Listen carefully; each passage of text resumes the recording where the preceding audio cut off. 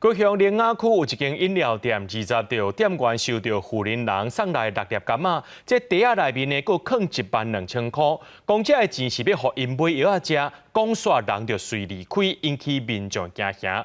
落尾店家是报警察来处理。目前警方已经知影富人人是上路，会请伊来警察局说明。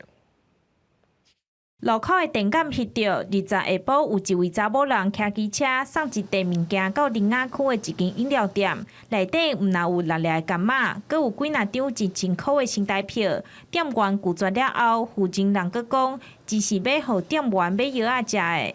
落尾店员甲这段故事铺伫网络，引起不少讨论。店家表示讲，唔捌看过这位负责人，因也已经随报案。哦，给警察处理吼。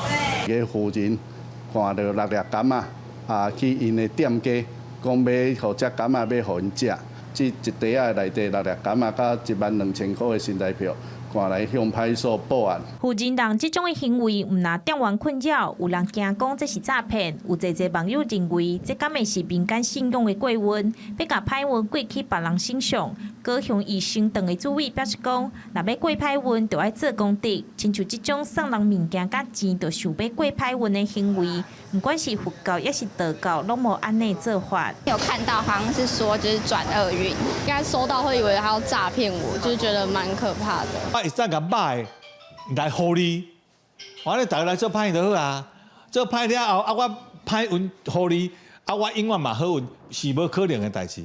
个人作业个人担。莲雅分局表示讲，目前已经查出负责人的身份，后续会请伊到警察局来说明，顺续甲钱领回去。呼吁民众若是拄到这种状况，就要先报警。记者钟义辉、邱家勇高雄报道。